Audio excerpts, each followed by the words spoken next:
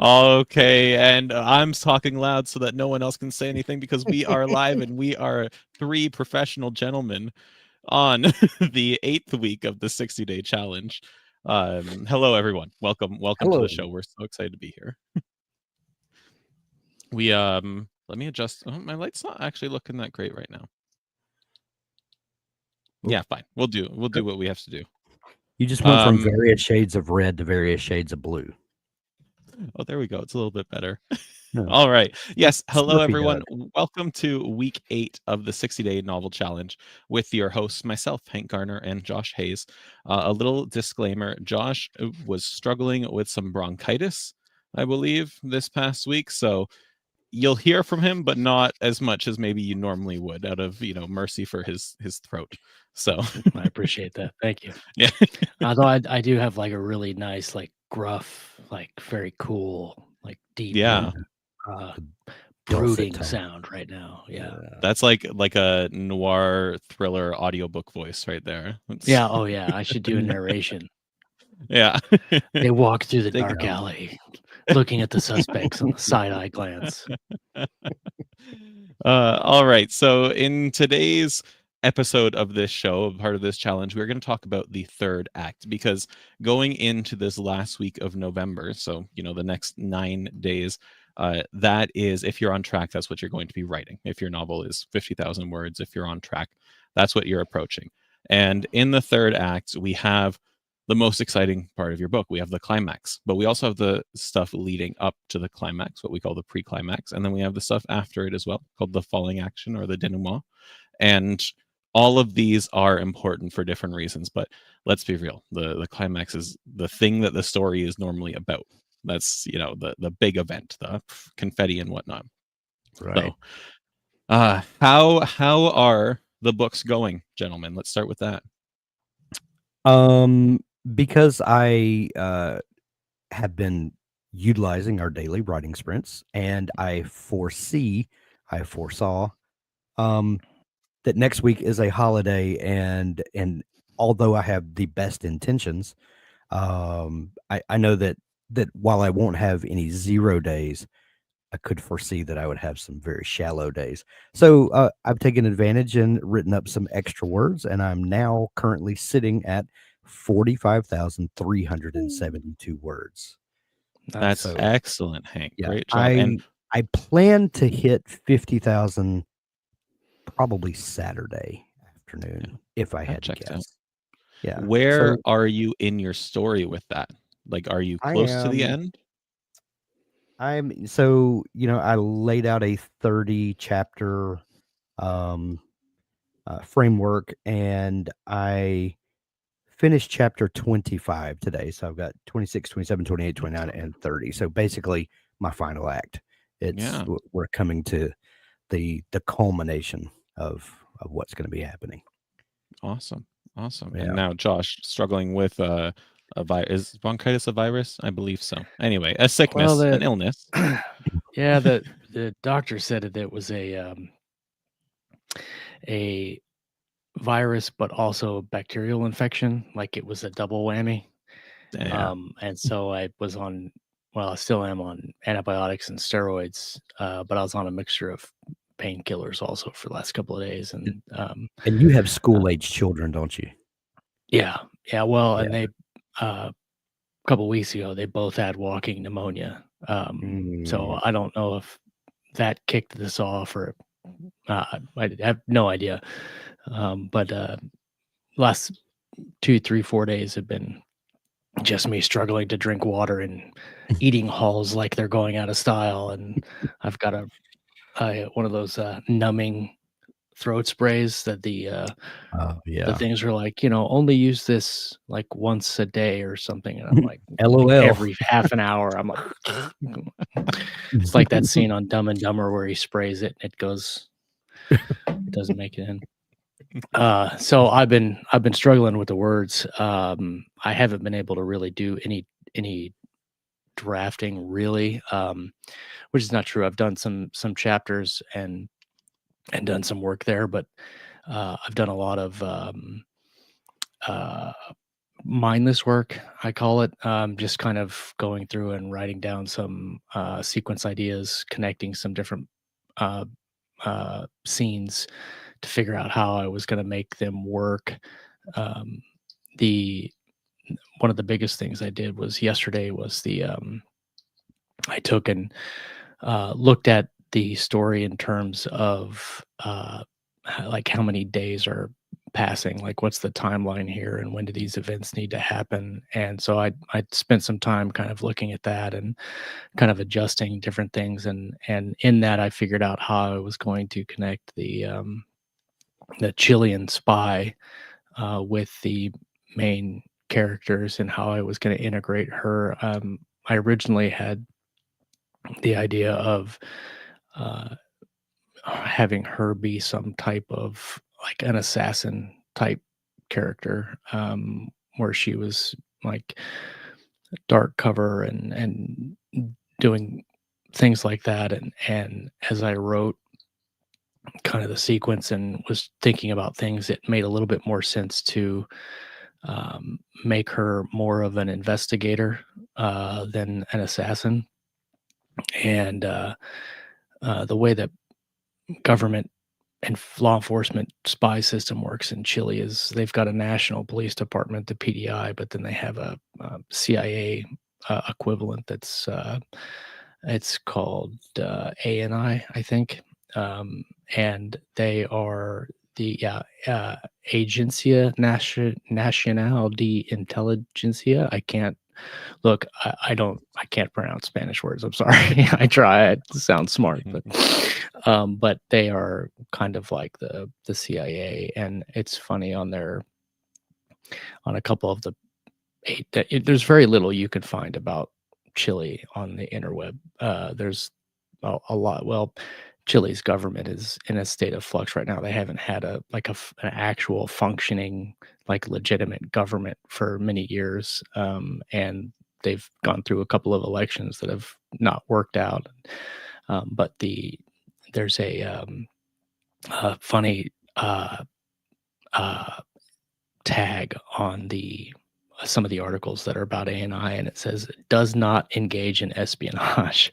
And I Yeah, thought that was funny. right. Right. But let me ask you this, So Josh.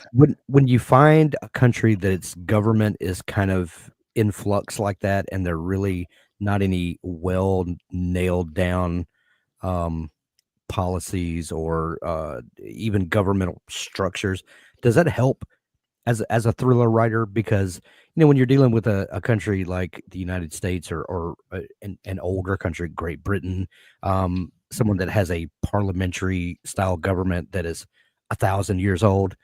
I know that's a bit of an exaggeration, but you know what I'm saying. sure, yeah. Does that help when you're imagining, um, you know, uh, what how the bureaucracy runs and how people can interact within that framework? Does it help for it to be kind of fuzzy and nebulous? It's well, there's good and bad. Like the good thing is that I don't know that any normal reader will be able to fact check anything that I say. But Normal if reader. they're right, but if Yeah. there's people out there that are familiar with the system or they actually know, they might say, "Well, this is wrong." But I mean, in this particular case, I'm being very careful to be kind of broad stroke it, Yeah. so that I can do what I need to do, but I'm not like very clearly saying something that's wrong. Yeah. But the one thing that I found interesting was that I was trying to find a building for this. Now, when I made her an investigator, it allowed me to interact with some of the local cops and be involved in some of the investigation that's going down there. And the way that I'm kind of connecting these two is through this investigation. And I was trying to find the police station where this interview would happen, but they don't have a lot of official like addresses for a lot of their uh, government buildings, especially for ANI and even PDI. They're building like you Google them, and they're building a new headquarters in the Bio region, but even in the article that they're talking about that, they said the address is not disclosed because of safety protocols. But they gave the general the general area. So I think I was able to find it on Google Maps. But that kind of stuff is useful because then I can just kind of use the general area and the description of the building. And even if the address is wrong, like, yeah, well, they didn't have, like, you know, you mentioned if you do like the CIA, everybody knows where the CIA headquarters is. You can't mess that up, or they'll know if you do mess it up. Right.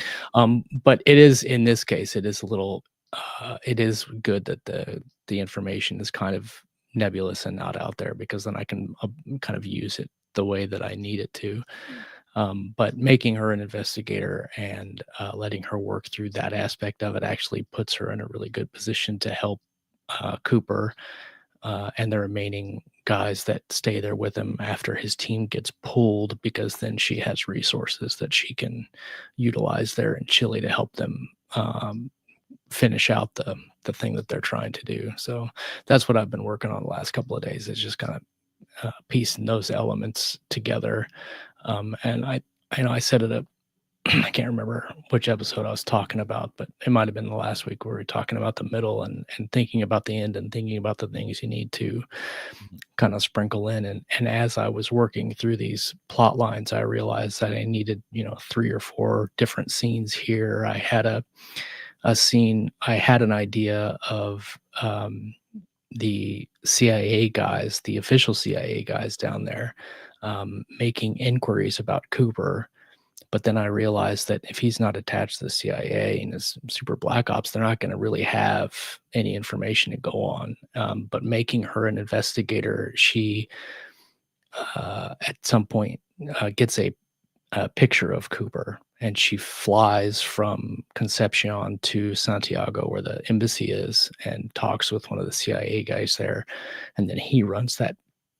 He recognizes the guy in the picture and tries to run it on the database, and he gets all these secret flag things. And that's how the connection between the CIA and the people that are running this organization kind of happen. And then he gets a phone call, and it's like, you can't talk about this, and you forget about it and throw all your records away and all of that. And so it kind of created some interesting interplay there and build the tension and everything. So it's been a good story wise, it's been a good couple of days, just the word count suffering.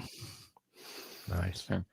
I also appreciate that we led this show with, we're going to try and not make Josh talk too much, and then proceed to just be like, Josh, tell us about everything, and and please chat for 10 minutes. Well, yeah. Poor Josh. I'll try not to Give monopolize. us your best mustache twirling monologue. Right. I just need a cigarette hanging out of the corner of my mouth while I'm talking.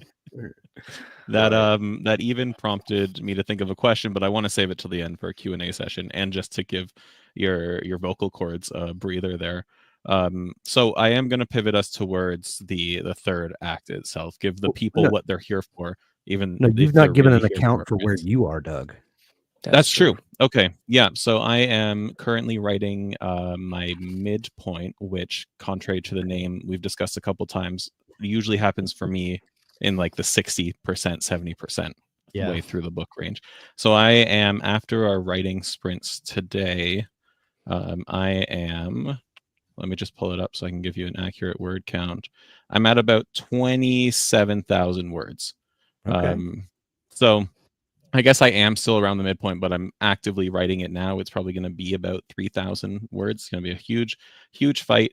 A character that I've come to really like is going to, get removed from the story permanently, and then my main character is going to be really sad because it was her idea, and he was a good friend of hers. So, it's all about making the protagonist think that things are going their way and then not.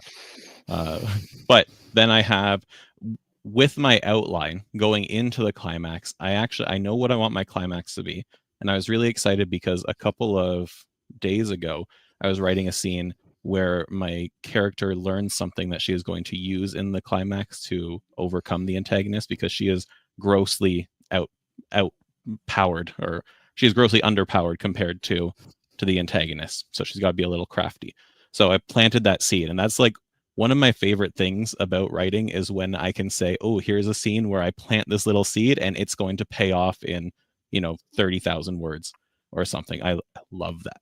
So very excited about that.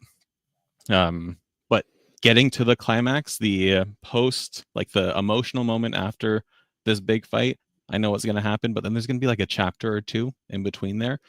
I'm not 100% sure what I want to include in there. So I might spend some extra time planning a little bit more, or I might just pants it and see what happens and see, where the characters go as they try to escape this city that they're in.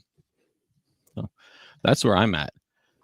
For anyone watching, either live now or afterwards, leave a chat or a comment. Tell us where you're at in your story and give us an idea about what you want your climax to be.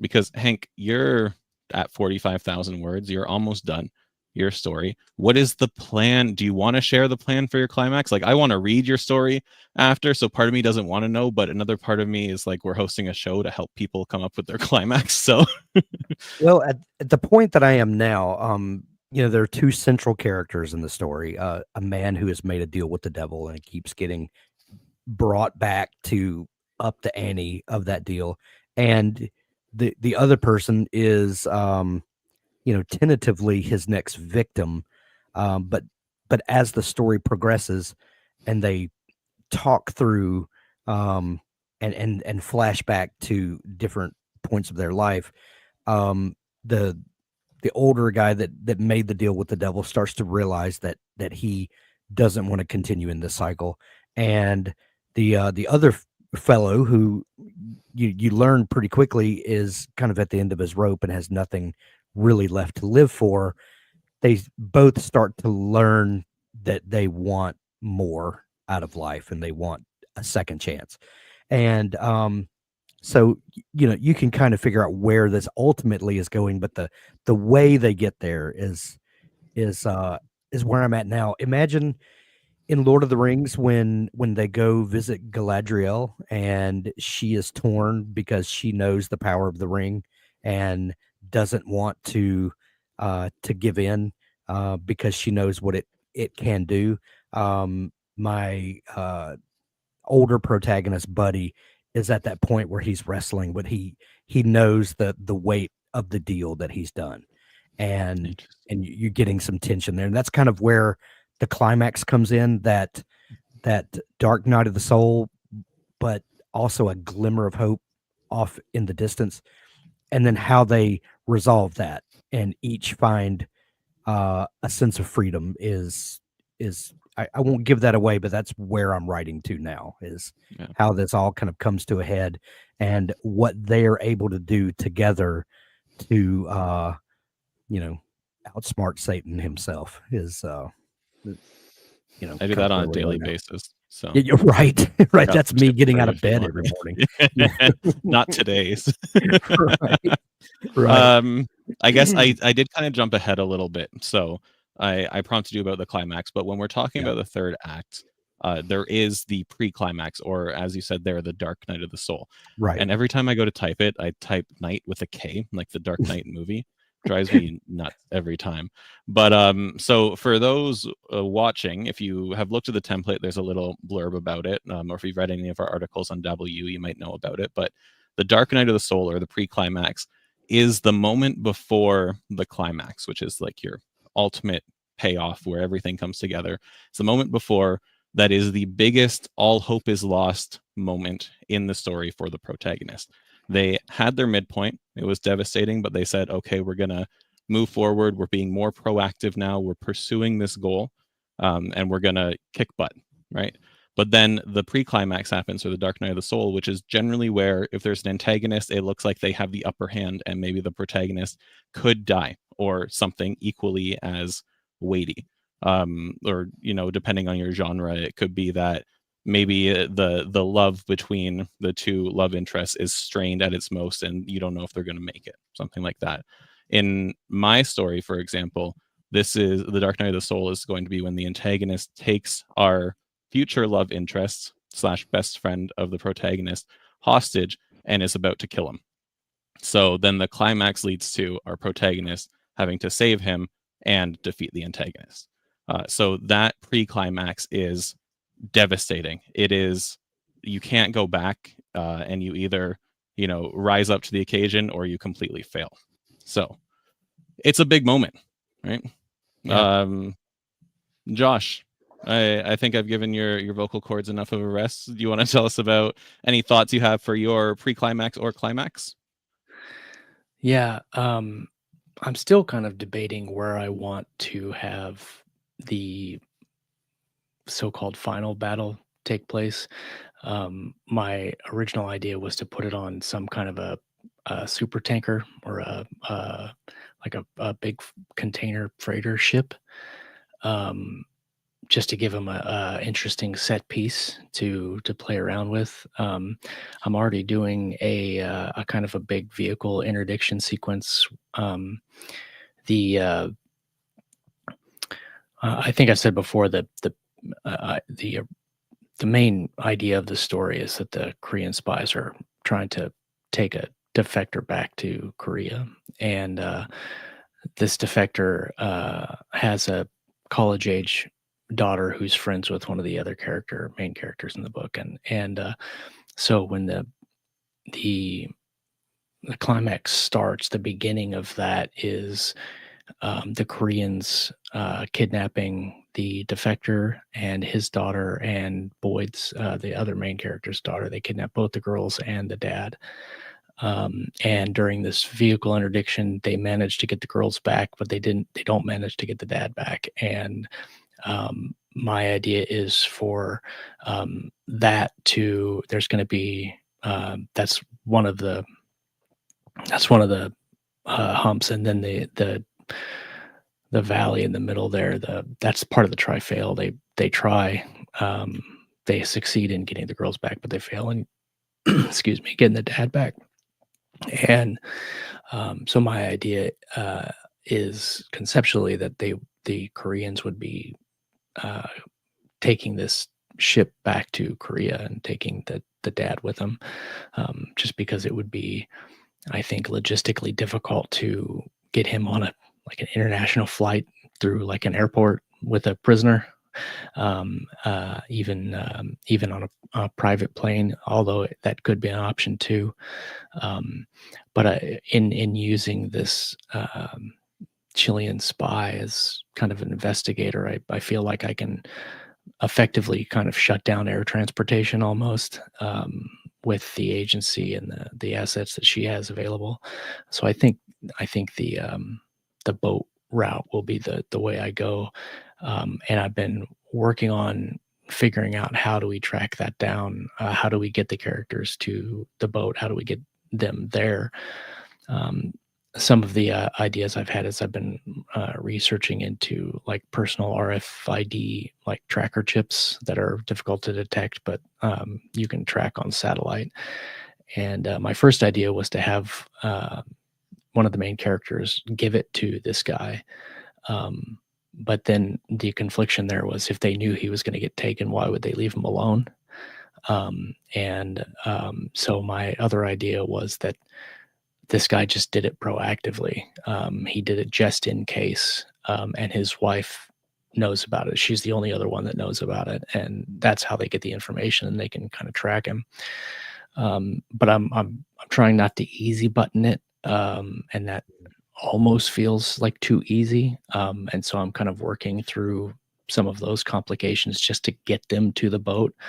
And then once I get them to the boat, then I've got to figure out the kind of logistics of what basically amounts to a 3-man assault team going against a Korean freighter with half a dozen Korean agents that are, they're you could call them assassins, but they're more of a paramilitary force, and then the crew also, but the crew wouldn't all be military guys, so it'd be basically 3 going on 6-ish, which is not insurmountable odds, but they're enough that it presents a challenge. And then being in confined spaces on a boat and in the harbor and all that stuff. I'm still trying to decide if the boat is underway or not, because that will complicate things. So I've got the broad strokes of that, and I know kind of how I want to do it. The sequence in the fight will come pretty organically once I start writing it. But it's just the logistical problems of getting them from point A to point B in a realistic manner. That's not like, I hate Deus Ex Machina. I hate easy button. I Mhm.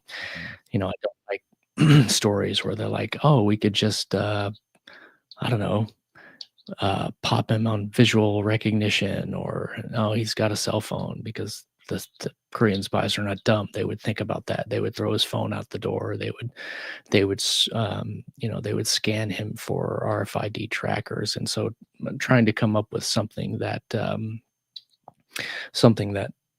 uh, defeats the intelligent Korean agents in a reasonable way.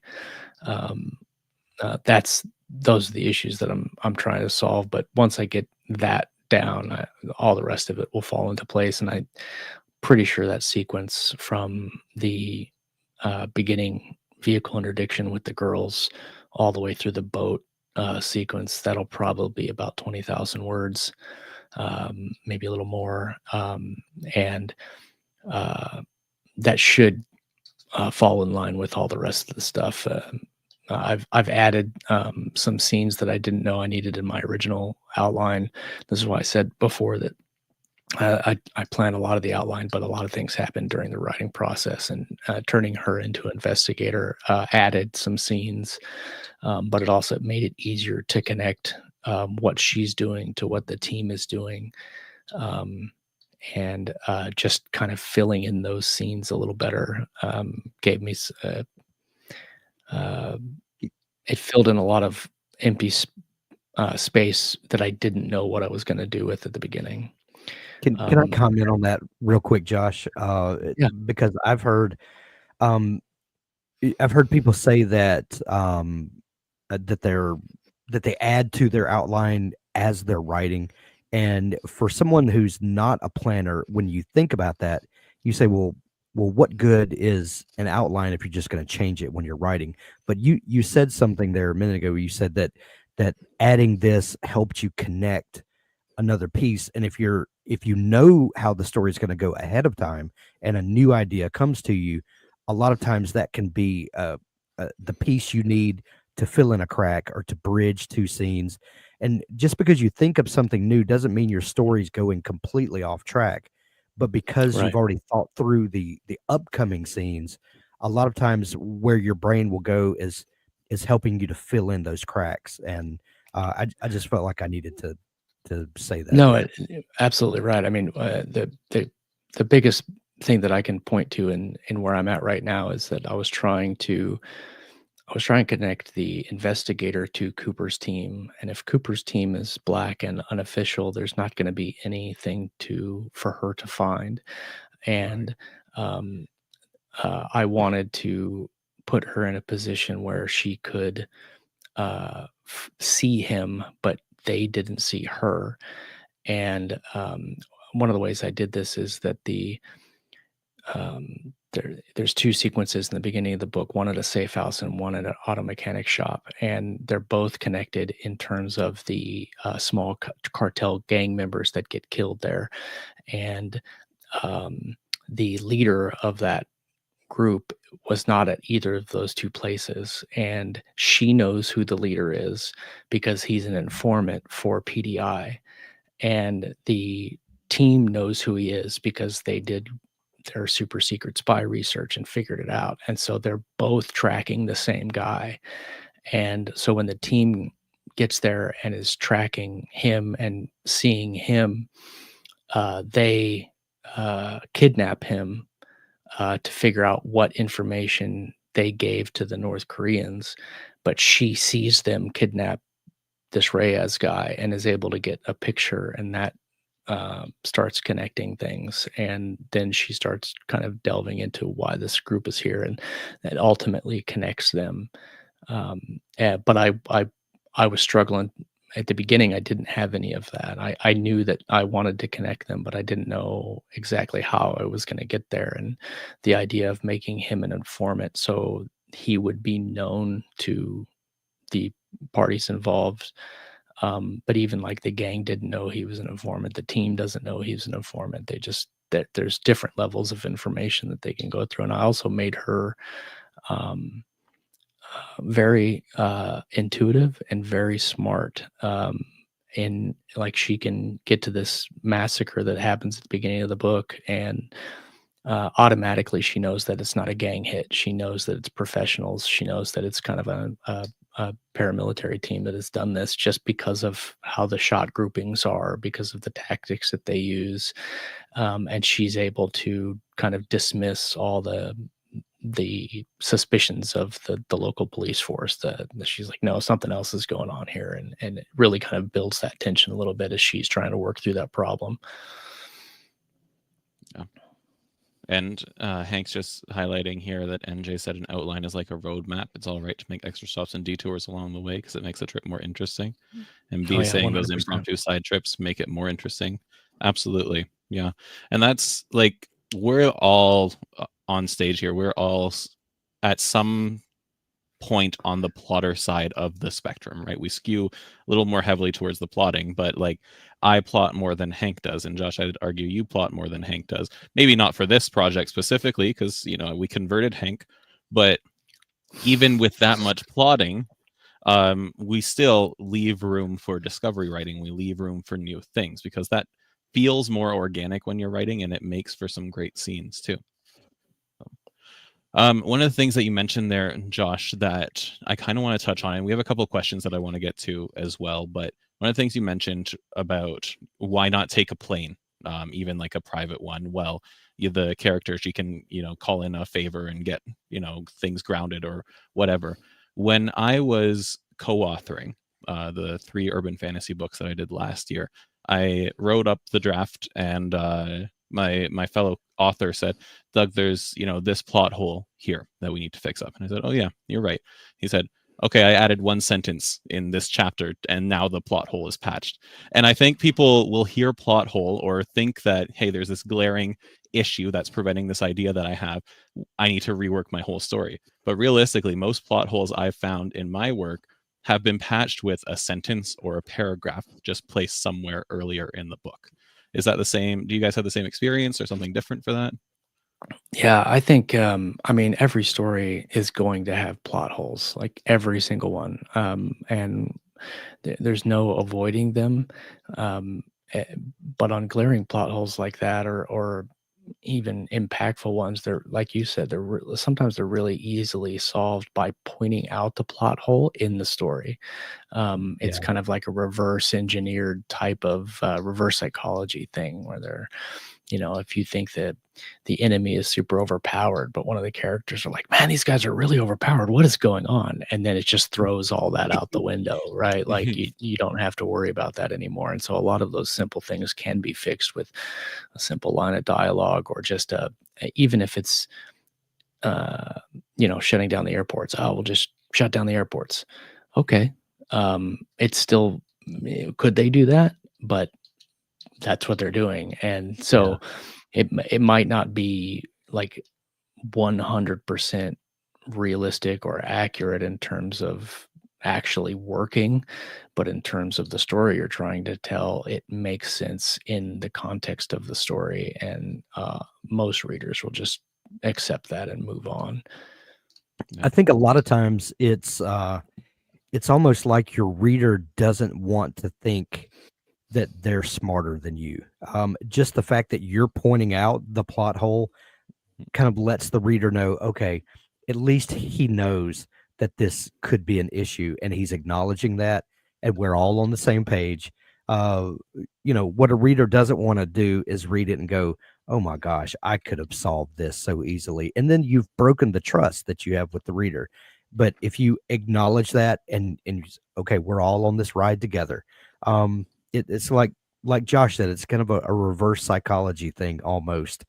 I know it's implausible, but here we are. We're going on this ride together. And at least the reader says, okay, I'm Well, with that.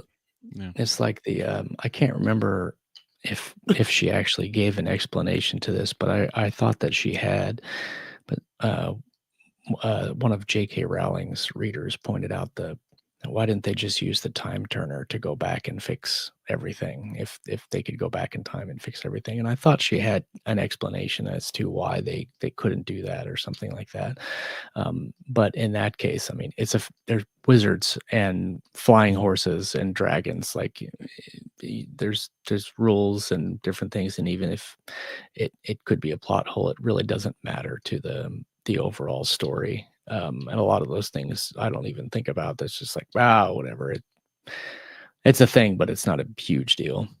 I try not to get really wrapped up in that kind of stuff. Yeah. Well, it's funny. This particular plot hole was pointed out actually by a beta reader. Now that I'm remembering it, and it was that I made them the characters worried that this character with this form of lycanthropy was bitten by a zombie and might have got infected. But a beta reader pointed out, hey, in this world, people like werewolves and stuff can't be infected by the zombie virus. I'm like, okay, that's a big deal because I need this guy out of the scene so that the other characters can do something for a little bit. So we're just like, okay, these zombies aren't the viral zombies. They were raised by a necromancer. Boom. Solution. Different kind of zombie, different kind of, Right. we need to worry about it. Right. Easy solution, right? So yeah. Okay. So I want to, before we dive into like the falling action, talking about the post climax thing or scenes, Paula asked, how do you know what your climax is? I'm not sure if I've got there or not. And if you guys don't mind, I'd like to tackle this question first. Yeah. I'm muting my mic because my next door neighbor has decided it's an appropriate time to mow the grass. So yeah. Well, we can't hear it if it's any Yeah, consolation. it's not coming through. So the climax for me, and actually I'm going to put Paula's question back up just so everyone can see it. For me, the climax is where the major external conflict in your story intersects with the internal conflict of your protagonist. And so when I say that, I mean that, you're fighting the big bad guy, or you're escaping a situation, or whatever your big conflict might be, like the book selling conflict, and your character has to accept some kind of change that they have learned through the try-fail cycles of your book. And once they accept that change, or in the case of a negative arc, reject that change, then they can resolve the external conflict. So my character, for example, has to embrace that she is strong enough to act on her own, and she needs to accept that she is confident enough to act, or her best friend dies. Those are the stakes. And so the external conflict is the antagonist has her best friend and will kill him, and the internal conflict is her deciding, hey, I am enough, and I've proven that I'm strong enough to do things throughout this story. I can act now instead of being frozen in fear. My cardinal rule for the climax, regardless of whether it's a positive, negative, or even flat arc, is that if you took your protagonist from the first scene in the book and plot them in the climax, they should not be able to fix this or solve this problem, because there needs to be either growth, internal growth, or some kind of change, like new intelligence, new weaponry, new tools in a flat arc throughout the story to make them capable enough in this situation. If you can do that transplant and just plop them there, then you don't really have a story. What's the whole point of everything that came beforehand? So that's how I view the climax. What about you? What's the synonym today? You outstanding gentleman. I feel like the whatever you call it, the climax of the ending is the culmination of everything that you put in your book, and Yeah. The end point of the pertinent story that you're trying to tell, whether it's a series book or just a standalone book. It's, for lack of a better term, it is the point of your story. That is where it concludes and culminates in either a big reveal or a big action sequence or the romantic couple getting together. It's the end goal, and they they vary. Like you sometimes, like for me, I can say, well, I think that's going to take 15, 20,000 words to finish off. But some climaxes are not that long. I've read some thriller books where the buildup is 95% and the climax is one chapter and then it's over. Um, and so it really depends on your particular story. If it's an epic fantasy novel, then that climax, typically speaking, is going to be a little longer. There's going to be a lot more to it. There's going to be revelations that happen that maybe there was misunderstood world history or misunderstood magic systems. There's a lot of books out there that are good examples of this. But the climax in essence is where the story culminates and then ends and then resolves for the characters. But the length and where that starts is it's very genre and even book specific. Mm-hmm. Yeah.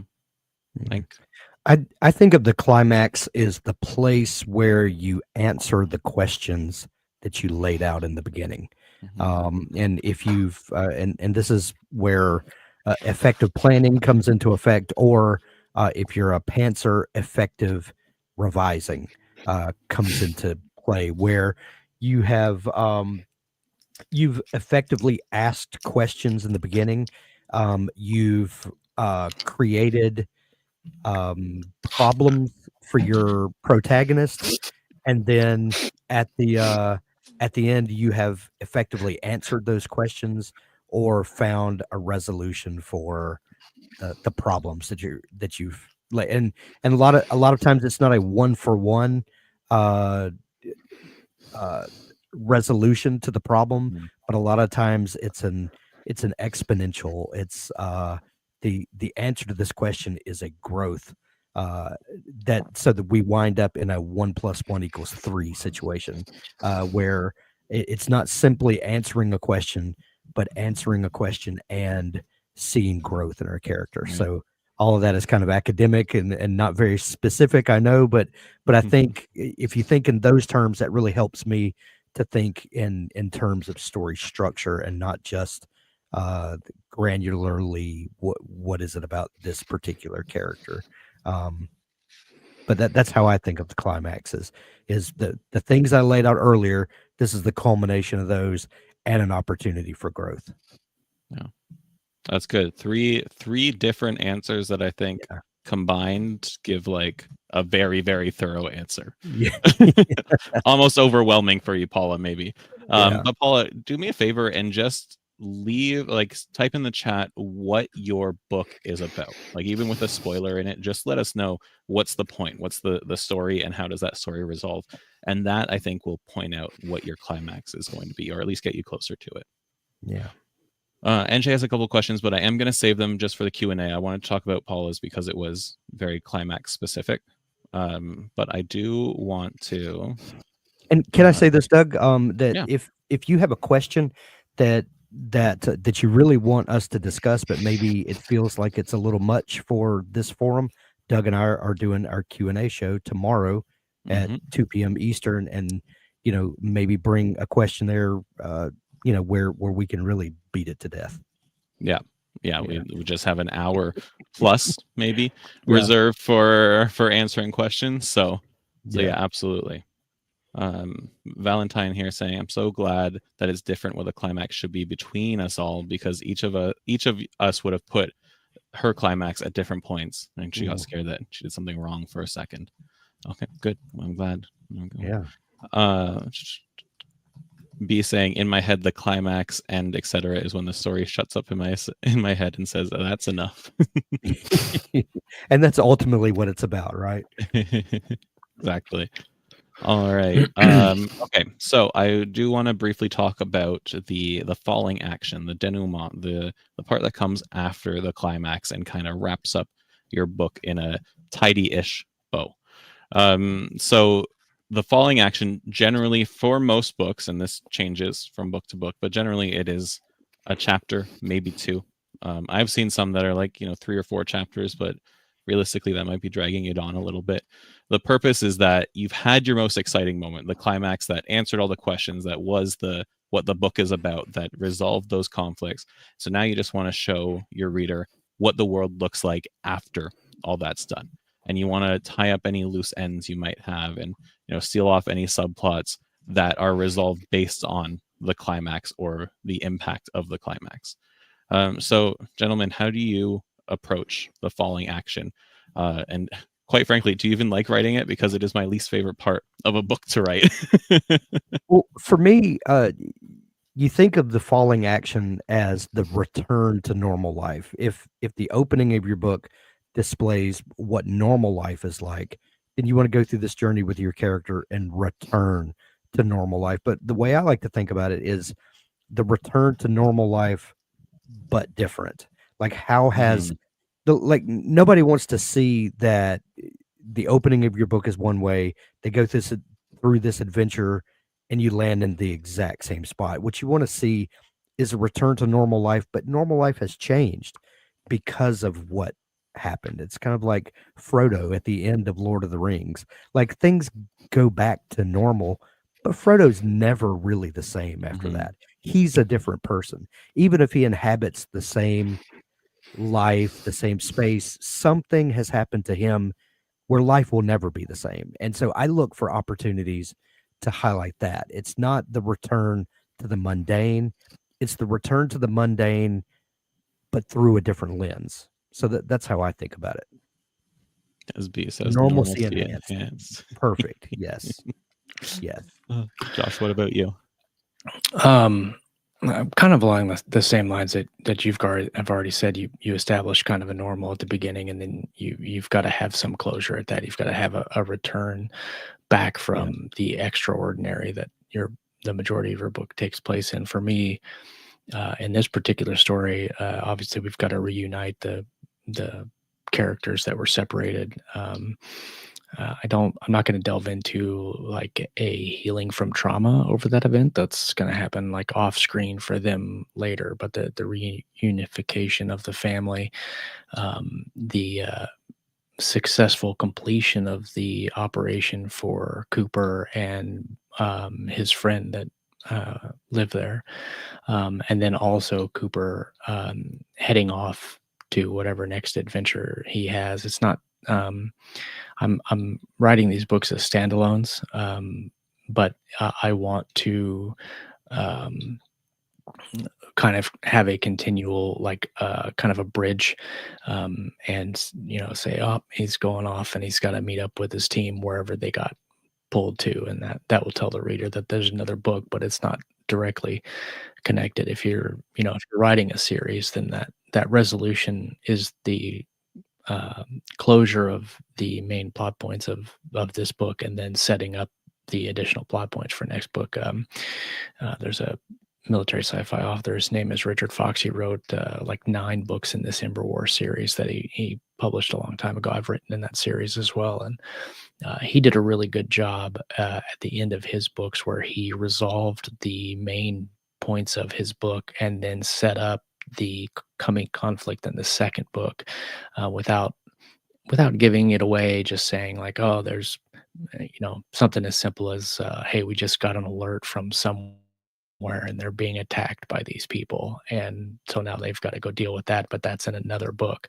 And so if you're doing that in a series, connecting those two events, but also if it's a series where the bigger plot points don't get resolved, then it's you have the falling action, but then it's also a continuation of the building of tension in that ending, where you're adding an additional complication or revealing some new information that the characters or the reader didn't have during that book, and that information is going to be fleshed out in the sequel. So you're setting up a question that needs to be answered in the second book, depending on the type of story that you're writing. But for the most part, I try to focus on the resolution of the current storyline. And honestly, that doesn't take too much. A lot of people kind of get kind of wrapped around, well, the main battle's over. I can't just type the end. Well, is that what your story needs? I mean, like I said, I've read several books where the main climactic battle sequence ends, and then there's an epilogue, and then the book's over, because there wasn't anything really drastic that they needed to answer. There wasn't any big questions. They beat the bad guy. That's the end. And you don't want to drag it out. And it's funny. I love the post credit scenes in the Marvel movies, and this is a good example of this because the Marvel movies end where they need to end. But like I think it's I don't think it's Infinity War. I think it's Age of Ultron, maybe, where they're eating shawarma in a deli. That was the first uh, Avengers. Was it the first Avengers? Yeah. So Yeah. they finished their main battle and they won it. But that's where the movie was over. Like it's done. Yeah. And they had that post credit scene where they're eating shawarma or whatever. It's a nice little tidbit of slice of life, or a little like, oh, that's nice, but it was not necessary for the story they were trying to tell. And I think Right. sometimes you can get a little caught up in, oh no, they need to know that they went here and had this, did this thing. Like maybe, but if it Mhm. doesn't matter, then it's not necessary. Yeah. Yeah. Yeah. I want to point out Infinity War itself, in that some stories don't actually have a falling action, because in that one you had the snap, and then the only thing that happened after was someone asked, what just happened, and Captain America's like, I think we lost, and then Yeah. done. It's over. Right. Right? Yeah. Very impactful, and it worked perfectly for that story. That won't work for every story, but it will work very Right. well for some stories. Yeah. But you also knew that that's not where that story ended. So Yes. What? Right. it's a little bit of a hack, because Right. like I wouldn't just end a standalone novel on and half of everyone died credits. Right. It's, Right. I might though. there's a bit of a bargain that has been struck with the audience at that point Mhm. where when you title a movie Part 1, that 100%. Yeah. Yeah. that Well, and that's a David bit of a pointed hack. that out, or leave some open for the sequel in Yes. reference to some Yeah. storylines or subplots. For Yeah. sure. And Yeah. how do you, I think we talked about this on the last show or the one before, or we mentioned it maybe, but how do you guys go about effectively leaving some loose ends for a sequel without it feeling unresolved for the reader? Very existential. Well, That's always no, the I point think, of tension, isn't it? yeah, I think if you've got you should have, you should be able to identify the main plot thread in the individual books, but also the main plot thread in the bigger story. And so if your main series plot thread is, say, let's call it A, and then you have a trilogy, which is B, C, and D, and they all connect. In the first book, you want to make sure that you close off A in a meaningful way, but don't close off, or not close off A, you close off B while leaving A open, and then also opening questions for B. And then in book 2, you close off B, leave up openings for the next one, and then you build on the overall premise without actually closing that off. But each book really should have its own identifiable plot points and plot thread that gets tied off in that book. There are some series that don't do this. There are some series that it's just you just read through the trilogy or however many books it is, and there isn't really an ending to the first book. It's just like, and we're done. Come back to the next one. But like even in let's just say the Game of Thrones, which is the one that just popped into my head, the first book, there's really a lot of plot arcs in that first book that are wrapped up and uh, dealt I think with there are in that first 85 book. different plot arcs. Yeah. Well, like Yeah. you get Dany and her dragons, Yeah. right? Like that is those eggs were a big plot point in the Right. first book, and the dragons are big plot points in the upcoming books. But for book 1, those eggs were a really big part of it, and that kind of question was answered in that book, and I would not hesitate to say that was the only important plot point that was wrapped up in that book. That's just the one that comes to my mind, is that you have to have some key feature of each book that needs to be dealt with and provided some type of closure or resolution to before going on to the next one. Yeah. I would think that when you're dealing with a character in an ongoing series, that character needs to accomplish something in each book. There needs to be a problem set up and a resolution of that problem, while also showing a change in the character, either growth at the end or a serious problem that pops up that will need to be addressed in the next book. And if you're writing the only person that I can think of that gets away with not doing this would be Lee Child in writing Jack Reacher, because Reacher never changes and he's just Reacher in every book. Right.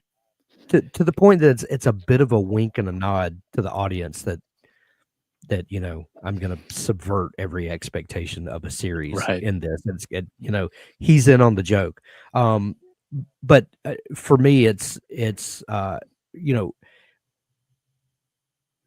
determining some big overarching questions that need to be answered and will be answered in part throughout the series, while also smaller opportunities for growth with each book. And if you give the reader a satisfying personal arc in each book, they'll go along for the ride with you for the big questions that need to be answered. Yeah, for But sure. you need to give them something every book that shows that this character is growing or is being set back, and with the promise that those things will be revisited and repaid in subsequent books. Yeah, absolutely. I do, since I asked Paula to describe her story to us, I do want to prompt you again, Paula. You told us it's a superhero novel about the main character being in a dimension that has different rules from his home dimensions. I remember this now. I remember you telling us more about it before. Tell me how his story ends. Tell me how he is at the very end, and then we can kind of backtrack to your climax from there. I'm probably setting a poor precedent in saying, tell us specifically about your story and we'll workshop it live. But hey, we're here. We do what we want. Well, and this this question about going to different books and endings and stuff, it not quite, but kind of goes into one of the questions about the satisfying endings or the twist endings. And this isn't technically a twist ending, but if your ending resolves the question of your first book, but then presents a very different question for the second one, it could be considered a twist. And that one of the good examples of this is the Mistborn series by Brandon Sanderson, where the end of the Final Empire, there's a twist in that ending that completely throws everything that we know about the world and the characters on its head and sets it up in a brand new light. And then the second book works to break that down and figure out why that is the way it is. And then he does the same thing in the second book. I remember not wanting to read those books because I didn't want to read a heist story. But when I got to the ending of the first Mistborn, I was blown away because the twist was great. It was set up through the entire book. There was no easy button. It was inevitable. And when it happened, I was like, that is amazing. And I put off reading the second book because I couldn't believe that he could do it twice. And then when I finished the second book, I was like, but I don't know if I want to go to the third book. I don't know if he can tie this off. And then he did. But some of those kind of twist endings could lead into the events of the second book. You just got to be really careful about how you do that. I've got some other examples of twist endings. We can save that till later if we want to. I just thought that as a series, if you're doing some kind of a twist like that turns the story on its head, that should be one of your main explorations in the sequel. Well, and something you said there, Josh, is that when you read the twist, when you looked back, you're like, oh yeah, that makes sense. Like you could, if you reread it, you could see, okay, this is where this and this lead up to this twist. And I think that's important because a twist ending can be satisfying, but if it is such a 180 and what you end up doing just doesn't make sense or feels like the rest of the book is now irrelevant because of it, that's not satisfying then. Yeah. I always like books where if you reread it, you can be like, okay, I missed this, but it's so clear now when I know how it gets resolved. Yeah. A good example of I have a couple of good examples of good twist endings, and an example of a bad twist ending, and I'll do the bad one first. But I think it's I think the show was called Twin Peaks, but it's the TV show that ended, and then it turned out that everybody was in a snow globe. And it was just some kid's toy, and it was his imagination, and none of the characters were real, and nothing mattered. And so that twist, I don't know why they thought it was so cool. Like, oh, nobody's ever going to expect this. Well, no, because then you take all of the agency and all of the caring that they had for those characters, and you completely throw it in the trash can because none of it was real. So I would encourage anybody not to do something like that. But it was all a dream. Different, a couple of different ideas of twist ending. One of the best twist endings that I've ever seen is The Usual Suspects. If you haven't seen that movie, it's kind of a gritty movie. It's not for everybody, but the ending is amazing. The twist at the end is phenomenal, and it's set up through the entire movie. And once you watch it the first time and you go back and you see it the second time, and every single time you watch it, you're like, this is so well written. This ending that nobody saw coming on first watch it's so obvious when you're watching it on subsequent viewings. But then endings that are twist endings that aren't really foreshadowed in a way but are still good there's two examples of these. The first one is Seven. And Seven, it's not really a twist ending, but it is a twist, because in Seven, the bad guy actually wins. Spoiler alert. And even though he gets caught, he still wins because he finishes his series of 7. And the twist is that he makes the detective do it. That was really, really good. And the other example of this is The Mist. It's a Stephen King story. I don't know if it ends the same way in the short story, but the movie of The Mist, it ends in a really, really dramatic twist, and it's a gut wrenching, like, oh my god, like I would freaking die. And that you couldn't do an ending like The Mist very often. That's not in terms of a satisfying story. That's not a satisfying ending, but in terms of what he was doing and in terms of a Stephen King story, you kind of go into that, and it worked because of the kind of story it was. Fight Club's a good example too. Fight Club's a good example of a twist ending. I really enjoyed how they pulled that together, and also I liked how they, if you go back through, I remember having the DVD and like pausing and like screen jumping and seeing the blips of Brad Pitt. There's little flashes of Brad Pitt through the entire movie that's only like a scene. You guys remember in the when he's talking about one of his jobs, and he says one of his jobs is he works as a projectionist and he splices in single frames of pornography into his films, right? Well, that happens through the entire movie, but it's Brad Pitt showing up when Edward Norton's character is talking to people. When Edward Norton is talking to the doctor about not sleeping, there's a flash of Brad Pitt, and Brad Pitt standing with his arm around the doctor doing like a smiley face like this. And there's multiple instances of that through the entire movie. And it's if you know what you're looking for, it's amazing. But yeah, that was a great ending. St. Elsewhere. Okay, maybe that was it. Yeah. I don't with Nicole Kidman, right? Yeah, that was good. Yeah, awesome. Okay, so, and what I was going to say, The Mist, because I said before, if there's a twist, you need to sprinkle it through so that on a reread people get it. The Mist, that's not the case. You will not understand that on a rewatch. However, that was like a play on perspective. We were isolated to the grocery store as everything else was going on in the world, so the twist worked because we were so confined. So there are different ways you can do 100%. It. The Sixth Sense, Spola says, there is another one. Yeah. Oh yeah, for sure. And that's another great one that is obvious on a rewatch. that you cannot do again. Yeah. Okay.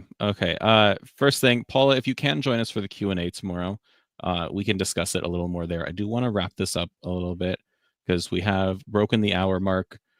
Josh, your voice makes me sad, even though it would be a great narration voice. So I want to make sure that we're all in tip-top condition. So the only other thing that I want to mention before I assign the customary homework and we ask if there's any other questions, is make sure as you write that you are still celebrating your success. So whether that be on November 30th, say you've written 40,000 words this month, when November 30th hits, I want you to celebrate those 40,000 words because that's awesome. If you've already hit 50,000 this month, because I know a lot of people who join us for writing sprints have, so I hope you celebrated that milestone because you accomplished the challenge. If you didn't celebrate, then if you didn't take time to actually feel good and congratulate and reward yourself, go do that now or at your earliest convenience. But like, this is a challenge. One of the things that I mentioned, I think yesterday in the writing sprint, is that this is fun, but it is a challenge. We are doing something that is difficult to do, especially if you are not a full-time writer. So be sure to reward yourself and celebrate yourself when you hit these major milestones. So that's the last thing that I have on my agenda. Homework, keep writing. We're going into the third act. We have 9 days left to get your words in. So write as much as you can. To that end, on Wednesday, is it, Hank, that we have our full day writing marathon? So we will be doing writing sprints essentially from sun up to sundown, at least in my part of the world. We're going to start, I'll log in at 9. I'll go for an hour, and then Hank's coming in, I believe, and then Robert's coming in an hour after that. We're just going to rotate all day from 9 a.m. Eastern to, I think, 6 p.m. Eastern is when we finish up. I think so. Right? I think so. Yeah. It's going to be time. There's a little debate on whether we're going to take 3-hour shifts or if we're going to rotate once every hour. There is debate on that. Well, okay. Yeah. Check the discussion. I'm good for it. I kind of like the idea of tagging in and out. I kind of like give us a break. Give us time to recharge. You're right. Right. But yes, that'll be on Wednesday all day. I don't think we have anything else going on. I think that's it. Just writing all day long. What we do have tomorrow, as always, 12:30 p.m. Eastern writing sprint. Robert will be hosting that one. Hank, you and I are at the Q&A tomorrow at 2 p.m. So bring your questions. Yeah. We'll chat about those. On Monday, in addition to the writing sprint, Robert and I will be talking about what to do next after the 60-day challenge and after NaNoWriMo. Tuesday, more writing sprints. And then we're actually going to have a little bit of a bonus 60-day show on Tuesday, just to hang out, to chat, to see how the month went, and to talk about what's coming next. So join us for that at 2 p.m. Eastern. Wednesday's that writing marathon. And then Thursday's Thanksgiving for my American friends. So it's just I running a writing sprint that day. And then Friday, we're going to have a writing sprint again and a wrap-up event to celebrate one heck of a month. So lots of good stuff coming up. Yeah, it's going to be a lot of fun. This last week, the challenge is to not slack off and give up when you're so close. It's the end's in sight.